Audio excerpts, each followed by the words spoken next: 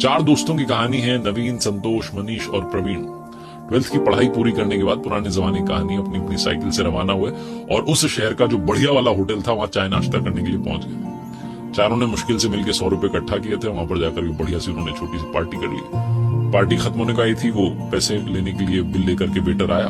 तभी चारों के बीच में एक डिस्कशन शुरू हुआ कि आज से 40 साल के बाद में हम चारों फिर से मिलेंगे। तब तक नहीं मिलेंगे, 40 साल के बाद में मिलेंगे और इसी होटल में मिलेंगे और पार्टी करेंगे। और उस दिन जो सबसे आखिरी में आएगा उसको बिल के पैसे देने। चारों ने कहा वो बहुत बढ़िया, बहुत बढ़िया। वो बच्चों वाली शर्त लगती, वो लग गई। तो 40 साल के बाद मिलने का डिसाइड हुआ। वो जो वेटर था वो सारी बात सुन रहा था। उसने कहा ठीक है, अगर आप 40 साल बाद आते और मैं यहीं रहा तो मैं भी आपकी वो 40 साल बाद वाली पार्टी देखना चाहूंगा। 40 साल कब बीत गए मालूम नहीं चला। पूरे शहर का नक्शा बदल गया, मल्टी स्टोरी बिल्डिंग बन गई, फ्लाईओवर बन गए, सब कुछ चेंज हो गया।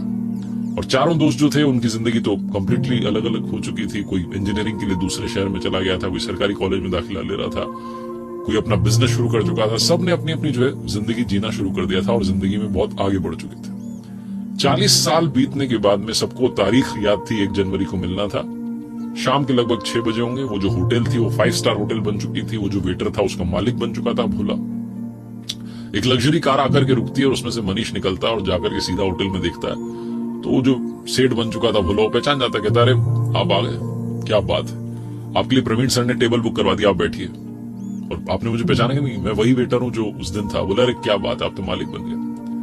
मनीष को इस बात की खुशी हो रही थी कि मैं पहले आ गया, मुझे बिल नहीं चुकाना है। मनीष बैठा ही था कि थोड़ी देर के अंदर जो है संतोष आ गया। संतोष कहने लगा कि मैं तो बहुत बड़ा बिल्डर बन गया हूं। मनीष कह रहा था मेरी तो ज्वेलरी के शोरूम चल रहे हैं 3-4। दोनों अपनी बातचीत कर रहे थे कि नवीन आ गया। नवीन ने कहा जी मेरी भी बहुत बढ़िया कंपनी चल रही है।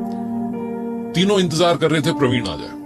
तभी वो जो सेठ था भोला, जो कि उसका मालिक था 5 स्टार होटल का, उसने कहा कि अरे आप शुरू कीजिए, स्नैक्स लेना शुरू कीजिए। उनका प्रवीण सर का कॉल आया था कि वो थोड़ा देरी से आएंगे, आप शुरू कीजिए। तो तीनों की जो है बातचीत, हंसी ठिठोली शुरू हुई, मजाक शुरू हुई।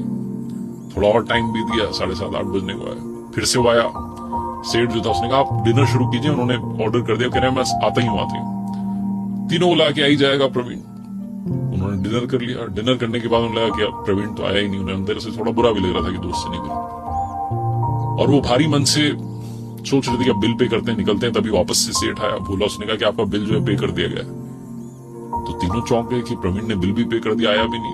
बाहर निकलने वाले थे कि गेट पर एक लड़का जो है गाड़ी में से उतरता है, दौड़ के आता है और इनके चरण छू लेता है, इनको प्रणाम करके कहता है अंकल नमस्ते, मैं आपके दोस्त प्रवीण जी का बेटा हूं। मेरे पिता जो है शिक्षक बन गए थे और मुझे इस काबिल बनाया कि मैं इस शहर का कलेक्टर बन गया।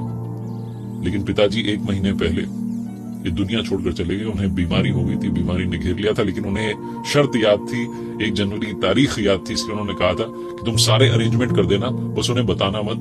जब उनकी सारी पार्टी खत्म हो जाए तो बाद में बता देना। वो नहीं चाहते थे कि इतने सालों बाद आप मिलें और आपकी जो खुशी है उसमें दखल पड़ जाए। तीनों दोस्त रोने लग गए। उन्हें समझ में नहीं आया कि कैसे रिएक्ट करें। ये छोटी सी कहानी आपकी हमारी जिंदगी की कहानी बनती जा रही है। आप में और हम में से बहुत सारे लोग अपनों से मिलना बंद कर देते हैं, इंतजार कर रहे होते हैं कभी किसी सेलिब्रेशन का। यूं ही अपनों से मिलना शुरू कर दीजिए, क्योंकि क्या पता कब कौन हमें छोड़ करके चला जाए।